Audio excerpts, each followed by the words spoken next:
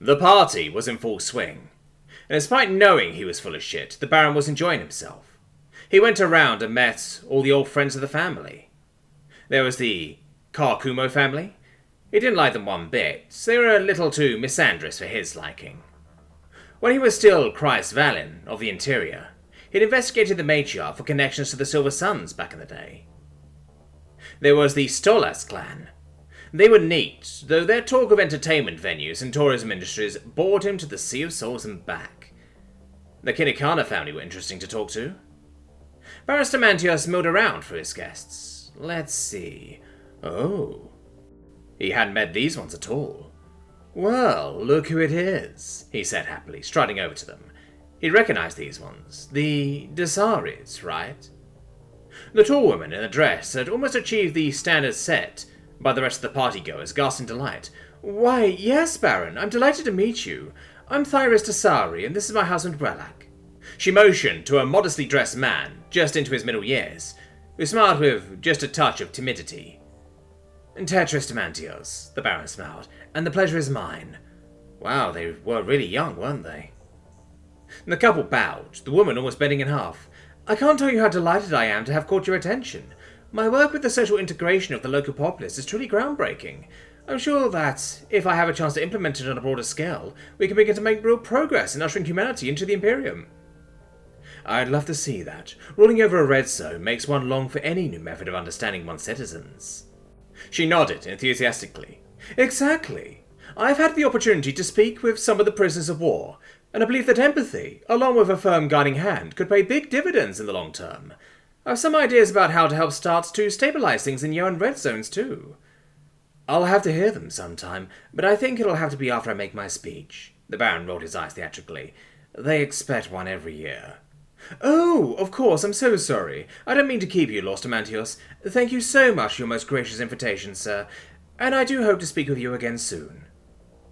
The Baron simply gave a polite laugh as he pulled out an omnipad and reviewed his notes of the speech. We'll talk once I'm done. The Baron was genuinely interested. Alas, he had some business first. He quickly tapped a knife in his glass. Could I have everybody's attention, please? The crystalline tone cut through the din of conversation, and all eyes turned in their direction. Phreesis, her cheeks suddenly quite blue at finding herself adjacent to the centre of attention, backed away from the Baron, making a space for him, and tucking Brelak after her. Oh, goddess, this is amazing. He wants to talk more. Brelak merely smiled at her enthusiasm, and turned his attention to the Baron. So, first of all, thank you all for coming. I know most of you are friends of the Baroness. I figured it would be a good idea to continue this tradition of hers. The Baron paused and took a drink of water.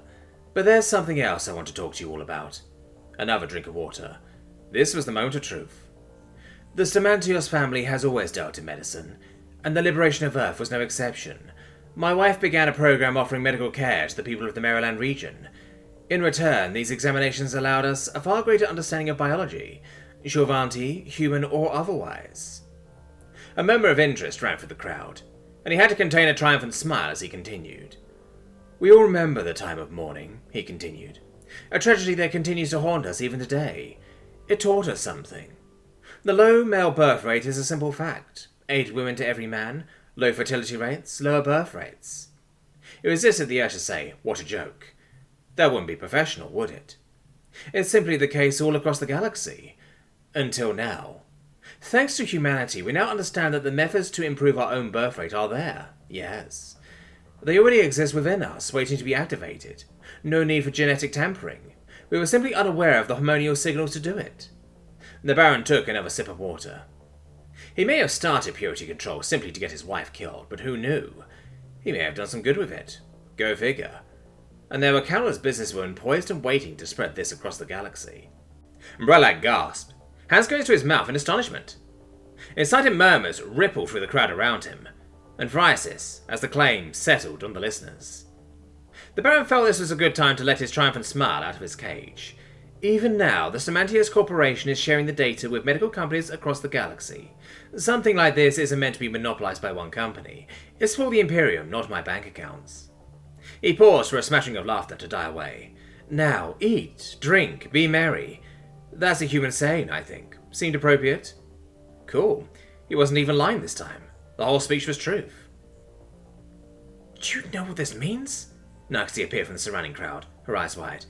If I could get Rat to distribute this therapy, or maybe partner with a startup, the possibilities are endless, and the implications are staggering. This whole night is just... Phrysis waved her hands expansively. Beyond words. I could hear the party, even from the dungeon. Motherfucking titty-sucking two-ball bitch, I snapped, as I sliced my fingers open once again. I simply wouldn't accept that we were staying in here. The Baron had to die, and the more people that had happened in front of, the better. Thomas, Sashan said softly. Thomas, you're hurting yourself. Give it a rest for a few hours. I was a little loath to see reason at this point, but Sashan was right. The locks were slick with my blood. Fuck it, you're right. I sat down and let the locks rest for a bit. Maybe I'm just not a locksmith. And maybe these aren't the kind of locks that can be smithed, Shrek pointed out. Who even builds a dungeon like this in a house? Hell if I know, I grumbled. Maybe it was an old jailhouse or some...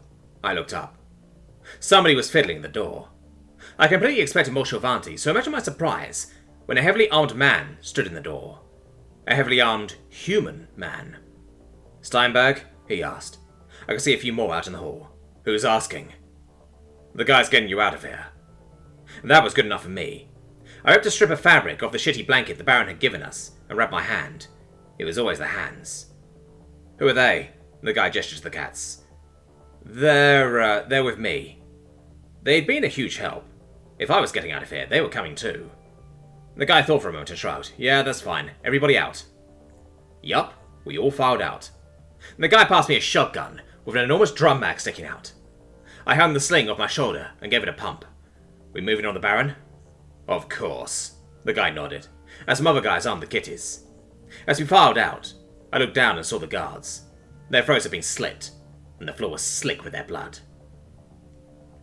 The sound of breaking glass danced across the din of conversation in the ballroom. Party foul! Phrysis giggled as she leaned heavily on the wall. Somebody owes the Baron a fancy cup. Sweetie, I think you've had enough for one. Brett's concerned smile turned into wide-eyed fear as several more crashes echoed through the hall, and shouting voices were heard. Baron Tetrastamantius, a Marine captain said with her authority voice. Her name tag said Cosmanos. You are under arrest for unethical experimentation and exploitation of primitives. She was immediately cut off by the Baron's militia raising their weapons. The Marines raised their own in response. Oh, Empress, what in the deeps is happening?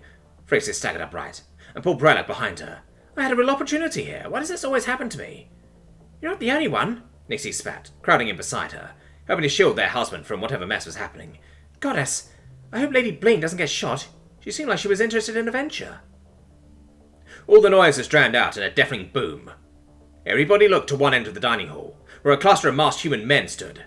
Some had their guns levelled at the crowd. One held his weapon to the sky. This one didn't have a mask, but some of the crowd wished he had. His face was crisscrossed with scars and burns. Baron Samantius, the man bellowed. You thought you could just be rid of me, huh? I'm going to kill you, you little blue prick. Oh yeah, he was angry. By the way, you touched my cousin, and I will personally drag you back from hell to kill you again, you hear? The Marine captain looked at the human. Steinberg? Captain K, pleasure. Who'd have thought we'd be meeting as we prepare to assassinate yet another official? A few of the guys looked at him. I'll explain later. Oh, fuck. Phrysis crashed down, dragging both her family members with her. They've got guns. Yeah, oh fuck. Where's that strategic empathy of yours, Nixie whispered hoarsely, as they crawled towards a half-empty refreshments table. Maybe you can get the nice murderous resistance fighter to play tea party with the Baron. The door immediately blew open, and a number of armed soldiers burst in, this time in the uniform of an interior tactical response team. They immediately crowded around the Baron.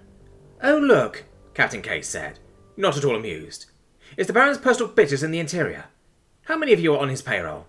I thought I cleared you all out. You didn't clear anyone out, one said.